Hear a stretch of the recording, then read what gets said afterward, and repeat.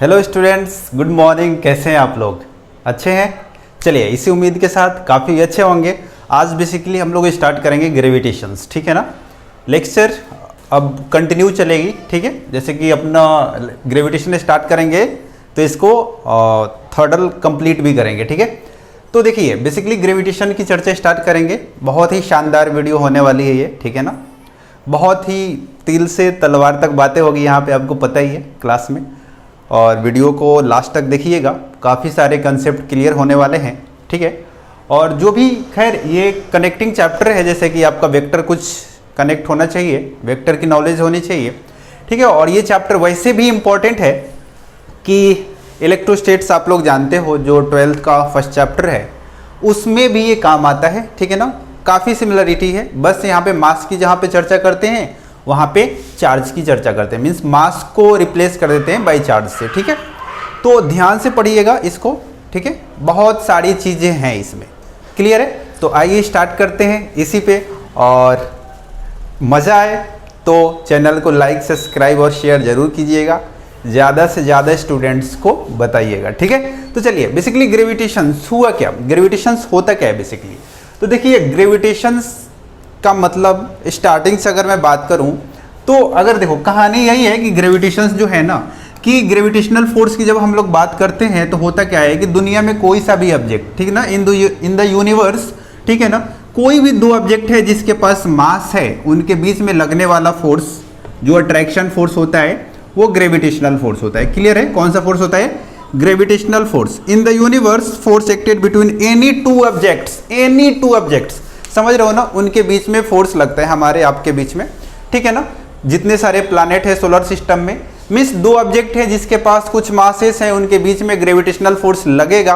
खास बात यह है कि ग्रेविटेशनल फोर्स जो है हमेशा अट्रैक्टिव नेचर का होता है, भगवान के द्वारा बनाई हुई वैसे भी हर चीज़ अट्रैक्टिव होती है, ठीक है। तो केवल अट्रैक्शन की बातें करेंगे। हाँ, चार्ज जब मैं बात करूंगा ना, 12th में जब चार्ज की बातें होगी ना, पता है ना, उसमें आपका रिपल्सिव भी होगा, अट्रैक्शन भी होगा, ठीक है। लेकिन यहाँ पे गॉड गिफ्टेड है ये केवल, तो यहाँ पे क्या होगा? अट्रैक्शन होगा। तो आइए केवल अट्रैक्शन की बातें करेंगे, काम की बात करते हैं। देखिए, ये क्लियर हुआ कि कहीं पर भी दो ऑब्जेक्ट हो, उसमें जो फोर्स लगेगा ग्रेविटेशन फोर्स होगा, ठीक है। अब खास बात क्या हो जाती है कि मान लीजिए कि एक ऑब्जेक्ट आपका m1 कोई है और दो ऑब्जेक्ट होना चाहिए, और एक ऑब्जेक्ट को मैं क्या मान लूं? अपना अर्थ मान लूं, ठीक है ना। ऐसे मान लो, एक को क्या मान लूं? मैं अर्थ मान लूं।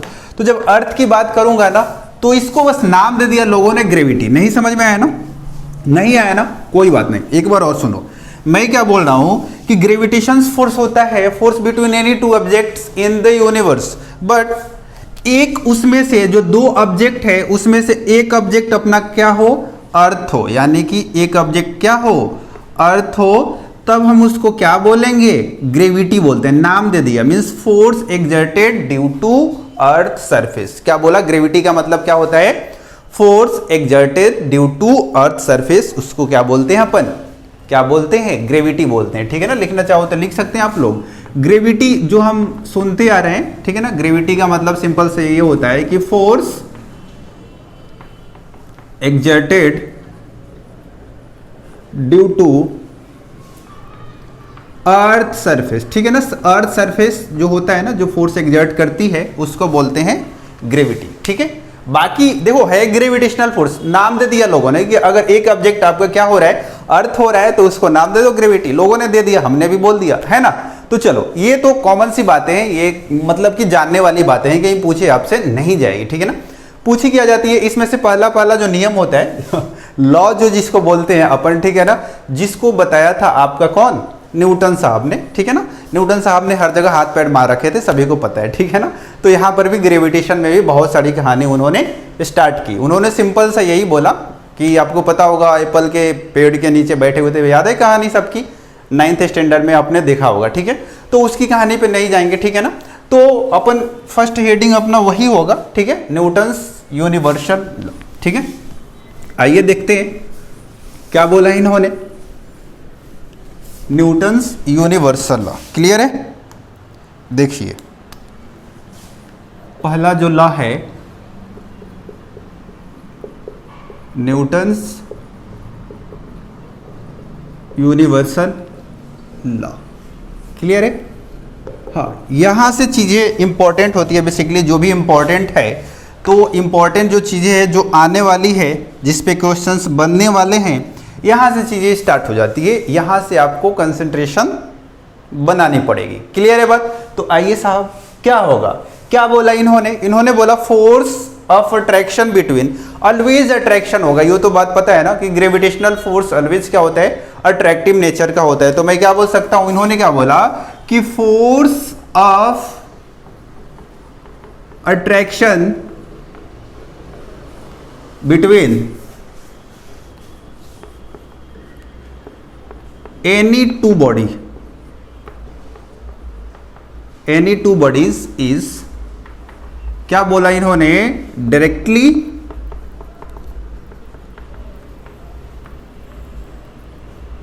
Proportional to product of their magnitude,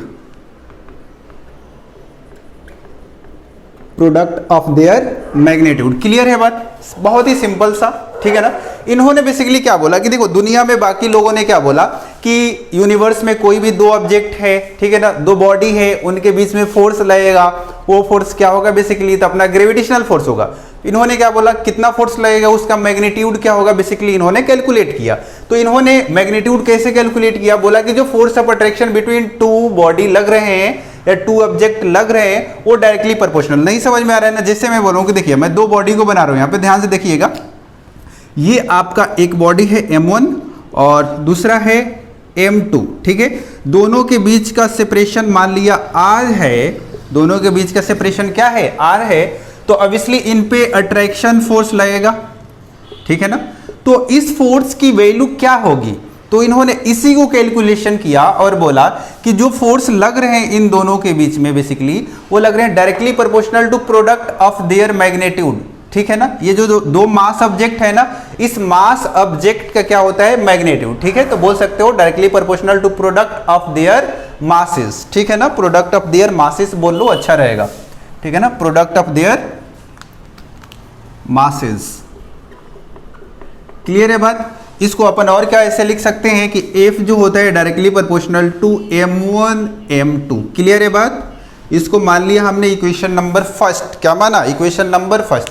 दूसरी बातें इन्होंने क्या बोली भाई साहब, तो देखिए दूसरी बातें इन्होंने ये बोली कि जो आपका फोर्स लगता है इन दोनों के बीच में, इनवर्सली प्रोपोर्शनल टू, लिख दे रहा हूं मैं, inversely proportional to square of distance between them, ठीक है ना। दूसरी बातें क्या बोली, square of distance between them. Means क्या हुआ, जो फोर्स लग रहा था वो इनवर्सली प्रोपोर्शनल होगा square of distance between them, इन दोनों के बीच का। सिंपल, ठीक है ना, सिंपल, बहुत ही सिंपल है। मीन्स दो ऑब्जेक्ट के बीच में जो फोर्स लग रहा है, न्यूटन साहब ने कैसे कैलकुलेट किया, उन्होंने बोला कि जो फोर्स होगा, ठीक है ना, जो फोर्स लग रहा है अट्रैक्शन फोर्स, वो क्या होगा, याद रखना ये बेसिकली क्या है, ये बातें ध्यान रखेंगे। अट्रैक्शन फोर्स होगा, ठीक है, आपका होगा ये वाली चीजें, ठीक है, directly proportional to product of masses, ठीक है। दूसरी बातें बोली inversely proportional to square of distance between them, clear है बात। ये बातें बताई इन्होंने और इसके बाद कैलकुलेशन किया। तो कैलकुलेशन क्या किया, इसका रिजल्ट क्या आया, आपने लिख लिया होगा, ये मिटा दो इसको। तो देखिए दोनों इक्वेशन को जब अपन मिलाएंगे तो एक बहुत ही प्यारा सा हमारे पास जवाब आएगा, ठीक है।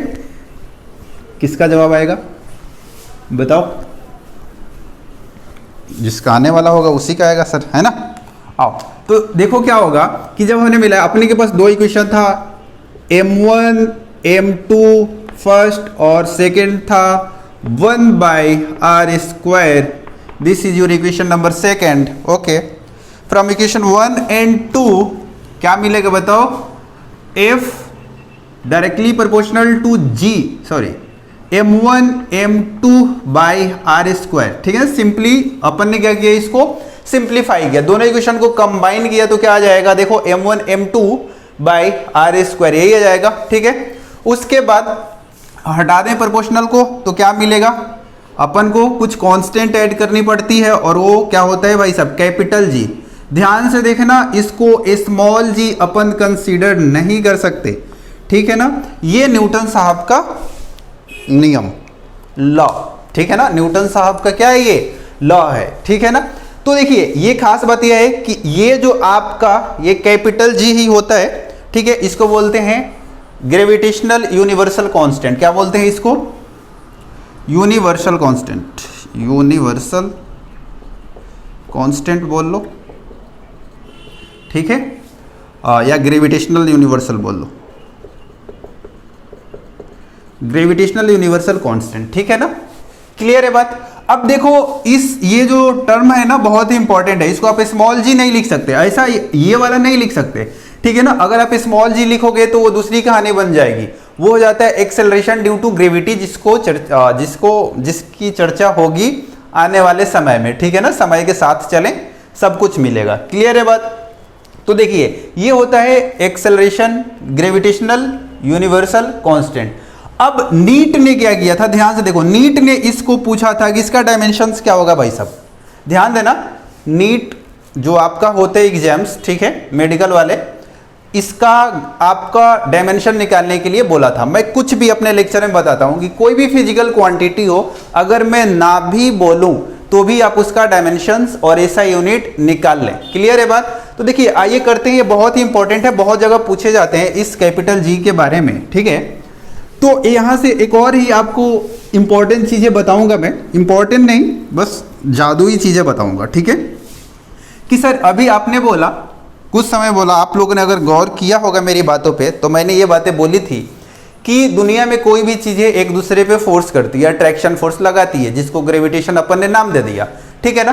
तो क्या सर हमारे और आपके बीच में लग रहा होगा, एकदम लग रहा है, ठीक है ना। हमारे और ये बेंच के बीच में लग रहा है, मोबाइल के बीच में लग रहा है, ठीक है। तो फिर अट्रैक्शन क्यों नहीं हो रहा है, फिर ये अट्रैक्टिव क्यों नहीं हो रहे हैं। जैसे कि अपन चुंबक को लाते हैं, ऐसे चुंबक को लाते हैं, चिपक जाता है ना, ऐसा ही कहानी होती है।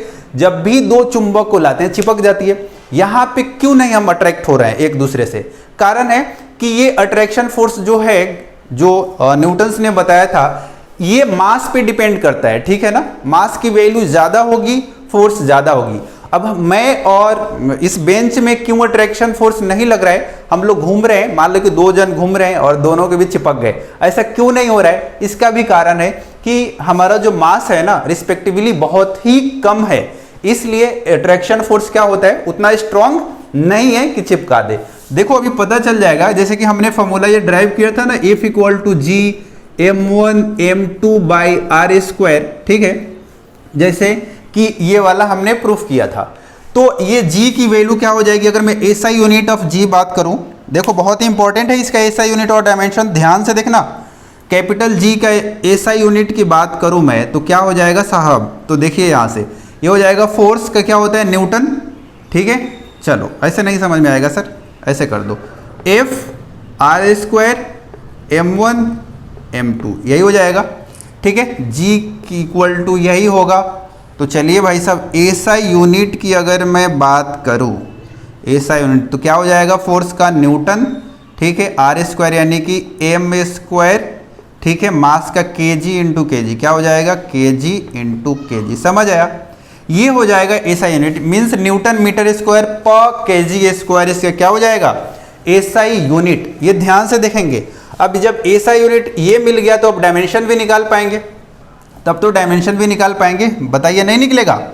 आप मास यहाँ पे क्या है, ये फोर्स है ना, तो फोर्स का क्या लिख दीजिए, डायमेंशंस। डायमेंशंस की अगर मैं बात करूँ, देखो अलग तरीके से बता सकता हूँ डायमेंशंस, आसान तरीके से। पहले ये आप देख लो, आप यहाँ पे क्या करो, फोर्स का लिख लो डायमेंशन। डायमेंशंस कितना होता है, mlt-2, और मीटर यानी कि l² और m इंटू m। नहीं समझ में आया, देखिए फोर्स का कितना होता है, mlt-2 इंटू m यानी कि मीटर, ठीक है, इसका क्या होता है, l² हो जाएगा ना, बाय ये देखो kg का क्या होता है, m यानी कि mm। क्लियर है बात, mm गया, निपट गया ना। अब देखो क्या बचा, ये ऊपर लेके जाइए आप, क्या बच जाएगा, m-1, ठीक है, l3t-2, ये आपका डायमेंशन। याद रखनी है इसको भाई साहब, हाँ बिल्कुल बता रहा हूँ, इसको याद रखनी है आपको। बहुत जगह पूछे जाएंगे ये डायमेंशंस आपको बहुत जगह पूछे जाएंगे। आपको निकालने का तरीका पता होना चाहिए, ठीक है। आप चाहें तो यहाँ से भी निकाल सकते हैं डायमेंशंस, ऐसे भी आप लोगों ने जान लिया ऐसा यूनिट निकालो और डायमेंशन निकालो, ठीक है। वरना आप यहाँ से भी निकाल सकते थे MA kg जो कटे काट दो, वहाँ से जो बच रहा है उसका आप डायमेंशंस निकाल दें, ठीक है। तो ये आसान तरीका था डायमेंशंस निकालने का, मिटा दो इसको। अब देखिए, अब इस पे बात करते हैं क्वेश्चंस की, ठीक है। क्वेश्चन से बात करेंगे, क्वेश्चन भी करेंगे और फैक्ट्स भी क्लियर करेंगे अपन, ठीक है। आइए, अपन का वही है फॉर्मूला जो फॉर्मूला है, ठीक है ना। क्वेश्चंस कैसे पूछे जाते हैं, F equal to GM1 M2 by R², ठीक है। अच्छा ये बताओ, वेक्टर फॉर्म जान निकाल लोगे ना, वेक्टर फॉर्म तो निकाल लोगे आप लोग। देखो वेक्टर फॉर्म बहुत ही आसान है, अगर मैं बात करूं इसके वेक्टर फॉर्म की ना, तो वेक्टर फॉर्म बहुत ही आसान है। आपको वेक्टर, आपने पहले भी वेक्टर फॉर्म निकाला होगा किसी चीज का, ठीक है ना। लेकिन मैं अभी आसान तरीका बताऊंगा कि आप एक लाइन में किसी भी फिजिकल क्वांटिटी का वेक्टर फॉर्म लिख सकते हो। देखो पहले वेक्टर फॉर्म की चर्चा करते हैं, फिर आगे चलेंगे, ठीक है। देखिए, आपको एक बात पता होगी, अगर मैं बोलूं कि पहले वेक्टर फॉर्म ही देख लेते हैं, vector form of Newton's law.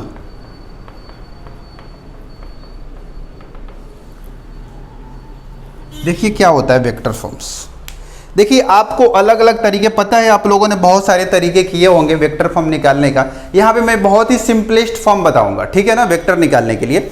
उसको आपको थोड़ी देर वेक्टर घुमाऊंगा, वेक्टर में लेके चलूंगा, ज़्यादा देर नहीं घुमाऊंगा, टेंशन मत लो, ठीक है ना। बहुत ही कम समय के लिए। मान लीजिए कि आपके पास, अच्छा यूनिट वेक्टर आप जानते हो, यहाँ पे एक ब्लॉक है M1, यहाँ पे दूसरा ब्लॉक है M2, दोनों के बीच का सेपरेशन है R, ठीक है। अब देखिए अट्रैक्शन फोर्स लग रहा है ना, मैं बोलूँ कि M1 पे अब फोर्स लिख के दिखाएं, क्या दिखा सकते हैं आप लोग बताइए, क्या M1 पे फोर्स लिख के दिखा सकते हैं आप लोग, ठीक है, बताइए जल्दी। हो सकता है ऐसा, क्या पॉसिबल है? बिल्कुल पॉसिबल है साहब। आप बोलेंगे कि सर कर दो, क्या करनी है, फोर्स ऑन 1 ड्यू टू 2। अगर मैं इसको ऐसे लिखूं तो किसी को परेशानी, बताओ किसी को परेशानी है क्या, बताओ भाई, किसी को परेशानी है? नहीं है ना। देखो इस M1 को कौन अट्रैक्टिव कर रहा है, ये M2। इस M1 को कौन अट्रैक्ट कर रहा है, ये M2। मींस अगर मैं M1 पे फोर्स लिखूंगा तो क्या लिखूंगा, फोर्स ऑन 1। ये पता है ना, इसको ऑन, इसको भाई समझने के लिए, ठीक है ना। मींस फोर्स किस पे लग रहा है, 1 पे, ठीक है ना। इस वाले पे किसकी वजह से लग रहा है, 2 की वजह से। तो मैं क्या लिखता हूं, फोर्स ऑन 1 ड्यू टू 2। ऐसे ही मैं बोलूं कि M2 ब्लॉक पे या M2 मास पे आप फोर्स लिख के दिखाएं, तो क्या बोलोगे आप, अट्रैक्टिव फोर्स होगा इधर की ओर। इस पे क्या लिखोगे, फोर्स किस पे लिख रहे हैं अपन, 2 पे, और कौन लगा रहा है भाई साहब, तो 1, ठीक है ना। फोर्स क्या होता है बताओ, वेक्टर क्वांटिटी होता है ना। इसलिए हमने क्या किया, वेक्टर के लिए अपन ने क्या किया बेसिकली, कि हमने वेक्टर, मान के चलो फोर्स अगर वेक्टर क्वांटिटी होता है तो वेक्टर के फॉर्म में सॉल्व करना भी तो जरूरी है ना। बताओ सॉल्व करना जरूरी है कि नहीं है? बिल्कुल है साहब, वही तो कर रहे हैं यहाँ पे। तो अब देखिए वेक्टर फॉर्म, अगर आपको किसी भी चीज को वेक्टर में बतानी है तो आप क्या करते हो, सिंपल डायरेक्शन से मल्टीप्लाई करते हो। क्या करते हो आप, डायरेक्शन से मल्टीप्लाई करते हो, यही करते हो ना। आपके पास देखिए A कैप इक्वल टू, यही फॉर्मूला होता है, याद करो वेक्टर। देखो एक लाइन में किसी भी फिजिकल क्वांटिटी का आप क्या कर सकते हो, वेक्टर फॉर्म लिख सकते हो। सिंपल वेक्टर फॉर्म लिखने का मतलब क्या होता है कि आप डायरेक्शन दे रहे हो उसको, क्या दे रहे हो बेसिकली, डायरेक्शन दे रहे हो। क्लियर है ना। मींस वेक्टर फॉर्म किसको बोलते हैं, जिसके पास मैग्नीट्यूड के साथ डायरेक्शंस भी हो। तो डायरेक्शंस देने के लिए क्या करते हैं, यूनिट वेक्टर से मल्टीप्लाई करते हैं। क्लियर है बात। तो इस वाले फॉर्मूले को मैं थोड़ा सा ऐसे भी तो लिख सकता हूं, वेक्टर A बाई A। बताओ यही लिखूंगा ना। जब ये लिखूंगा तो मान लीजिए अगर मैं आपसे बोलूं कि, ध्यान से देखना, अगर मैं आपसे बोलूं कि मेरे पास कोई A स्केलर क्वांटिटी है, मेरे पास ये A कोई स्केलर क्वांटिटी है और मुझे इसको वेक्टर बनानी है, मुझे इसको वेक्टर बनानी है, मतलब वेक्टर यही होगा ना। ये स्केलर क्वांटिटी है सिंपल ए, एरो दे दिए तो ये क्या हो गया वेक्टर क्वांटिटी। तो इसको मैं कैसे बनाऊंगा, इसको मैं कैसे बनाऊंगा, ध्यान से देखो, क्या मैं इसके मैग्नीट्यूड में इसके डायरेक्शन से मल्टीप्लाई कर दूंगा। ये क्या है basically directions, directions basically unit vector, clear है बात, डायरेक्शन मींस यूनिट वेक्टर। एक बार ध्यान से देखो, हमारे पास एक कोई भी फिजिकल क्वांटिटी है, ठीक है, मेरे को उसको क्या बनानी है, वेक्टर बनानी है। मैं क्या करूंगा, उस ए में उसके यूनिट वेक्टर से मल्टीप्लाई करूंगा तो वो क्या बन जाएगा, वेक्टर फॉर्म बन जाएगा। क्लियर है बात, एक लाइन में सॉल्व। अब यही कंसेप्ट मैं यहां पे अपनाऊंगा। अब ध्यान से देखें, बहुत ही इंपॉर्टेंट चीजें और शानदार आसान तरीके से। ये आपको वेक्टर मैंने बता दिया, आपने पढ़ा भी होगा, बस आपको यूज कैसे करानी है ये मैंने बता दिया। अब देखिए मेरे को यहां पे वेक्टर फॉर्म लिखनी है इसका, ठीक है। क्या करें भाई साहब, फोर्स वन, ये क्या लिख रहा हूं मैं, force on one due to two. Force first वाले ब्लॉक पे किसकी वजह से, तो दूसरे की वजह से, यही होता है। मेरे को वेक्टर फॉर्म लिखनी है तो सबसे पहले तो मैग्नीट्यूड लिख दें, जी m1 m2 by R square, यही लिखूंगा, यही लिखूंगा। ये क्या हो गया मैग्नीट्यूड। मेरे को क्या करनी है, मेरे को क्या करनी है, डायरेक्शन देनी पड़ेगी ना, मेरे को वेक्टर बनाने के लिए डायरेक्शन देनी पड़ेगी। इसका डायरेक्शन क्या है भाई साहब, ये आर ही तो है ना, डायरेक्शन क्या है, आर ही तो है ना। मैं क्या करूं, आर कैप कर दूं, क्या यूनिट वेक्टर से मल्टीप्लाई कर दूं, बिल्कुल सही कर रहा हूं। क्या मुझे यूनिट वेक्टर से मल्टीप्लाई कर, दुनिया में किसी भी चीज को वेक्टर बनानी हो, हमें क्या करनी होती है, उसको यूनिट वेक्टर से मल्टीप्लाई करनी होती है, सिंपल। हमने क्या किया, उसको यूनिट वेक्टर यानी कि उसके डायरेक्शन से मल्टीप्लाई करना। यूनिट वेक्टर का मतलब ही होता है डायरेक्शंस, क्लियर है ना। उसके डायरेक्शन से हमने क्या किया, मल्टीप्लाई किया।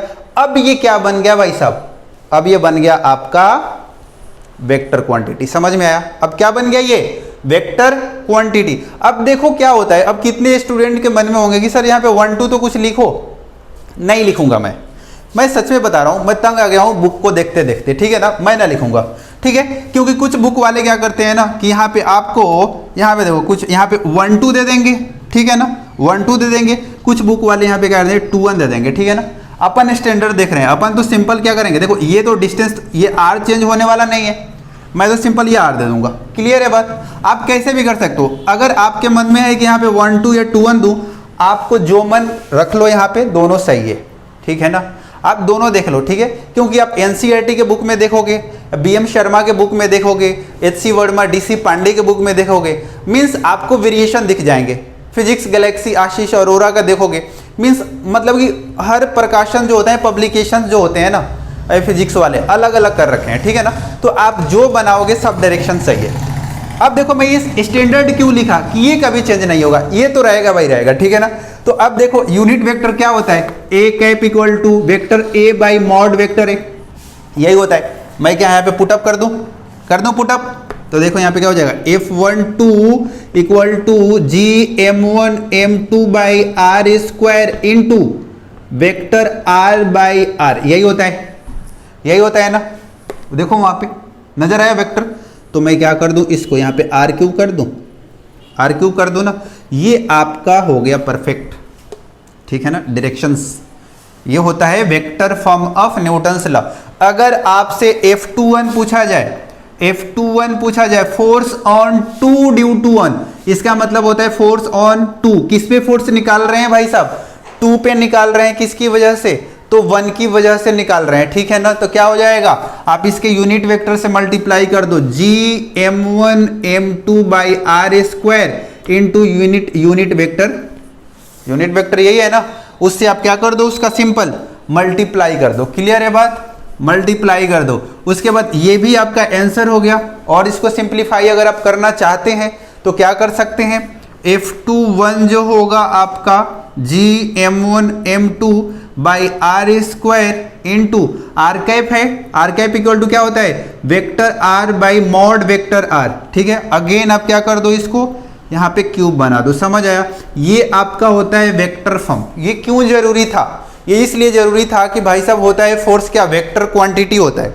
फोर्स क्या होता है, वेक्टर क्वांटिटी होता है। नाइंसाफी हो जाएगी ना, समझ रहे हो बात को, ठीक है। तो ये फुल्ली कंसेप्ट हुआ आपका vector form Newton's universal law से रिलेटेड। क्लियर है बात? आपका काम क्या है यहां तक, देखो थोड़ा थोड़ा करके पढ़ेंगे, समझते चलेंगे अपन, ठीक है ना, कुछ भी नहीं छूटेगा, A to Z बातें बताई जाएगी, चाहे आप बोर्ड के लिए हो, चाहे नीट के लिए हो, चाहे जेईई मेन के लिए हो, ठीक है ना, तीनों चीजें अपर कवर करेंगे और शानदार तरीके से कवर करेंगे, ठीक है ना।